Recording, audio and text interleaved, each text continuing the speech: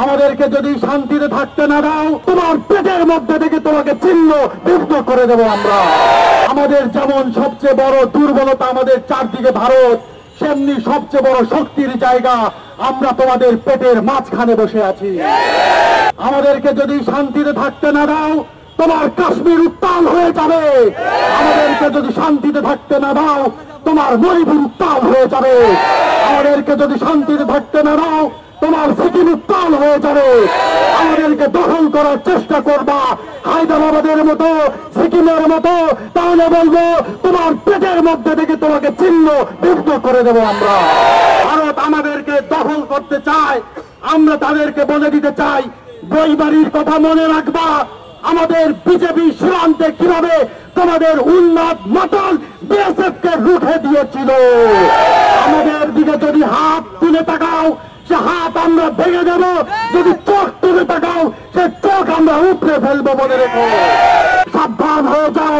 বেশি বাড়াবাড়ি করলে তোমাদের বিরুদ্ধে জেগে ওঠার জন্য যা করার আমরা তাই করবো। ভুটান নয়, এটা আমার বাংলাদেশ। সিকিম নয়, ভুটান নয়, এটাই আমার বাংলাদেশ। সিকিম নয়, ভুটান নয়, এটাই আমার বাংলাদেশ।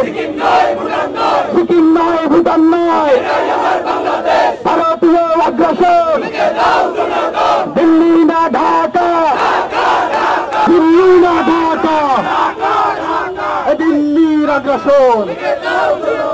সংগ্রামী উপস্থিতি, আমরা দেখেছি 2008 সালের 2008 সালের সেনাবাহিনীর অধীনে এটি পাতানো নির্বাচনের মাধ্যমে আওয়ামী লীগকে ক্ষমতায় এনে কার্যত তারা বাংলাদেশকে তাদের একটি অঙ্গরাজ্যে পরিণত করেছিল।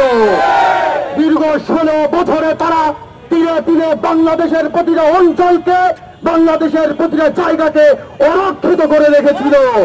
বাংলাদেশের মধ্য দিয়ে ট্রানজিট নিয়েছে, বাংলাদেশের বন্দর নিয়েছে, বাংলাদেশের যে সীমান্তগুলো ছিল সেখানে তার বিনিময়ে শুধু লাশ আর লাশ দিয়েছে।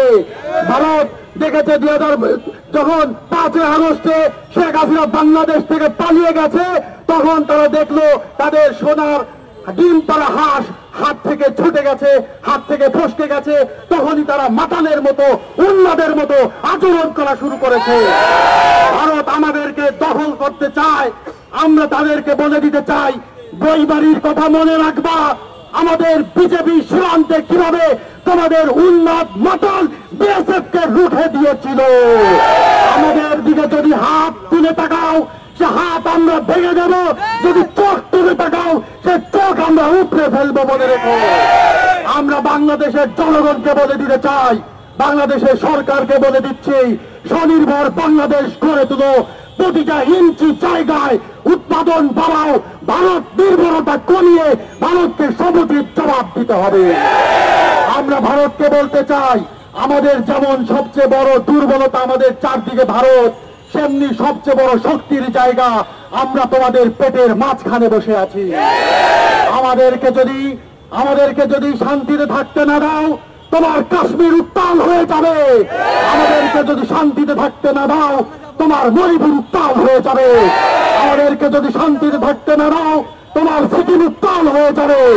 আমাদেরকে দখল করার চেষ্টা করবা হায়দ্রাবাদের মতো, সিকিমের মতো, তাহলে বলবো তোমার পেটের মধ্যে থেকে তোমাকে ছিন্ন বিদ্ধ করে দেব আমরা। আমরা স্পষ্ট ভাষায় বলছি ভারতকে, বাংলাদেশের সংখ্যালঘুদের জাতিদের দিকে হুমকি দাও। তোমার দেশে তাকাও কিভাবে রাষ্ট্রীয় মসজিদে মসজিদ গুলোকে ভেঙে মন্দির বানানো হচ্ছে। লজ্জার মতো সারা বিশ্বে দেখেছে, বিশ্বের একমাত্র হিংস্র নৃশংস দেশ ভারত, যেখানে আমরা দেখেছি মণিপুরে 2 কোটি নারীকে কিভাবে বিবস্ত্র করে নির্যাতন করা হয়েছিল। দিনের পর দিন মণিপুরের খ্রিস্টান গির্জাগুলোকে ভেঙে ফেলা হচ্ছে। মধ্যপ্রদেশ, উত্তরপ্রদেশে মসজিদগুলোকে ভেঙে ফেলা হচ্ছে। বিফ, গরুর মাংস খাওয়ার যে দোহাই বা অপরাধ হিসাবে এটাকে চিহ্নিত করে দিন দুপুরে আমাদের মুসলিম ভাই ও বন্ধুদেরকে পিটিয়ে নৃশংসভাবে হত্যা করছে। আমরা বলে দিচ্ছি তোমাদেরকে, সাবধান হয়ে যাও। বেশি বাড়াবাড়ি করলে তোমাদের বিরুদ্ধে জেগে ওঠার জন্য যা করার আমরা তাই করবো। সিকিম নয়, ভুটান